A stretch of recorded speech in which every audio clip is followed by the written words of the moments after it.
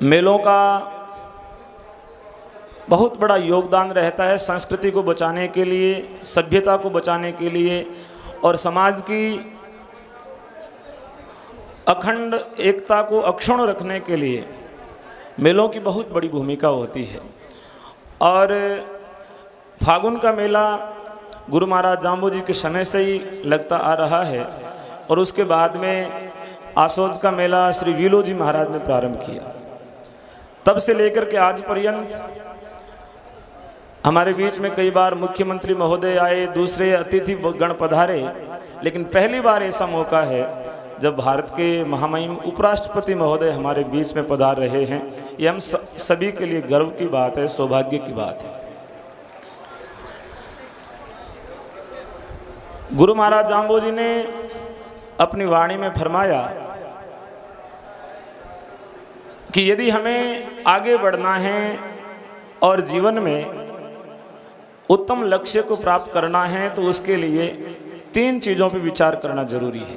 बेराही बेक्रियावंत कुमति दो रे जैसे। दुखी होने के ये 3 रास्ते हैं।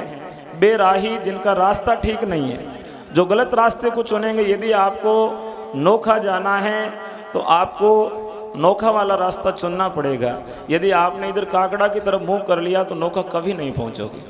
यदि जीवन में उत्थान का रास्ता चुनोगे तो मंजिल भी जल्दी मिलेगी, और रास्ता यदि आपने गलत चुना है तो हमारी मंजिल भी ठीक नहीं होगी।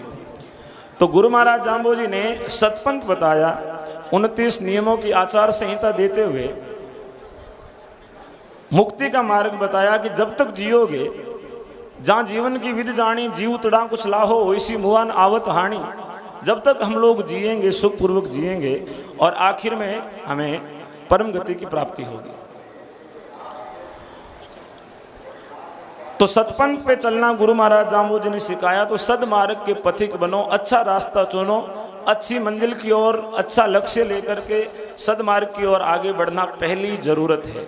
दूसरा, बेक्रियावंत, जिनके जीवन में कोई क्रिया नहीं है। क्रिया बहुत जरूरी होती है। मारवाड़ी का शब्द है कि इसके जीवन में कोई किरी नहीं है। किरी मतलब परहेज, जो पथ्य है, हमें क्या चीज़ त्यागना है, क्या चीज़ ग्रहण करना है, इस बात का विवेक होना चाहिए, जिससे वेद विधि और निषेध की बात कहता है। गुरु महाराज जाम्बू जी ने क्रिया की बात कही। पहली क्रिया आप कमाइए तो ओरा ने फरमाइए।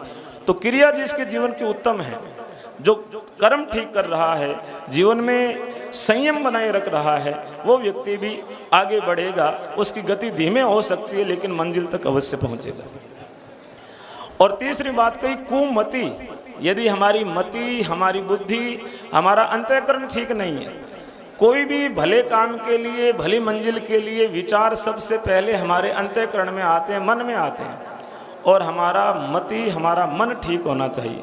जिसके अंदर विचारों की शक्ति होती है, अच्छा सोच सकता है, वो अच्छा बन सकता है। तो आप सब लोग अच्छा सोचें, और अच्छा सोचने में किसी प्रकार का कोई खर्चा नहीं लगता है। सबके भले की सोचें, अपने भले की सोचें, और जो बुराइयां हैं उन बुराइयों से हम लोग बच करके रहें। जीवन में जब हम बहुत ज़्यादा प्रगति करते हैं तो उसके साथ में कहीं न कहीं बुराइयां भी साथ में चलती हैं। उन बुराइयों को त्यागना विवेकशील समाज का कर्तव्य बनता है। आज हमारे समाज के बच्चे हर क्षेत्र में आगे बढ़ रहे हैं, चाहे कंपटीशन एग्जाम की बात हो, चाहे शिक्षा के सेक्टर की बात हो, चाहे व्यापार और वाणिज्य की बात हो।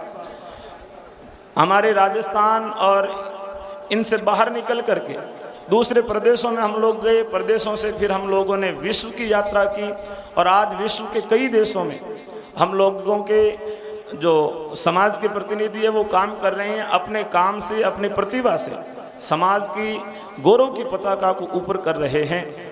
तो हम उन सभी को मोटिवेट करके, उनको हमारा रोल मॉडल बना करके हम अपने बच्चों को खूब पढ़ाई लिखाएं, नशों से उनको दूर रखें, और जितनी भी सामाजिक बुराइयां हैं उन सब के लिए हम सब लोग डट करके आगे आएं। आज इस ऐतिहासिक क्षण पर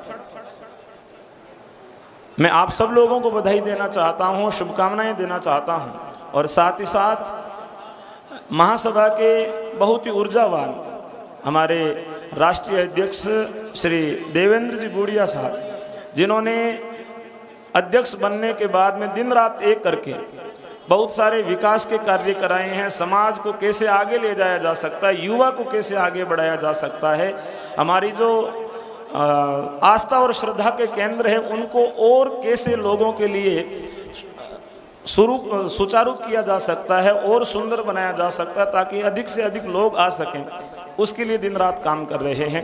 मैं गुरु महाराज से प्रार्थना करता हूं कि उनके ऊपर ऐसे ही अपना हाथ बनाए रखी ताकि वो समाज में लंबे समय तक काम करें और समाज में विकास के कार्यों को गति दे सकें।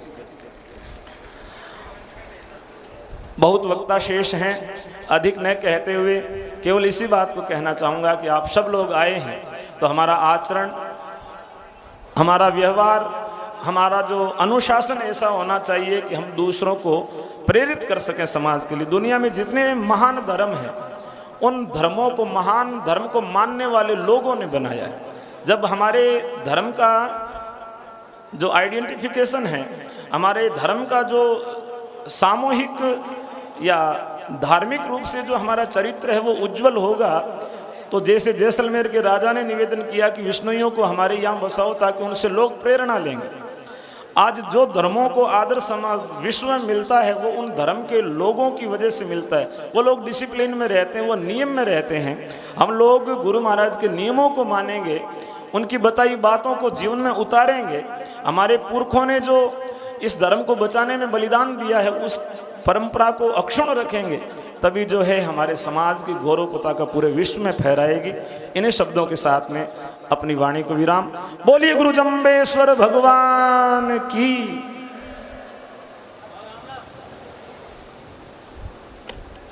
बहुत ही सुंदर तरीके से आचार्य सच्चिदानंद जी ने आशीर्वचन के रूप में हमें संबोधित किया। हमें जीवन में अगर कुछ पढ़ना है तो हमें अनुशासन, व्यवस्थित और बहुत ही मधुर भाषी बने और अपने जीवन को सफल बनाए। अभी यही सीख देते हैं।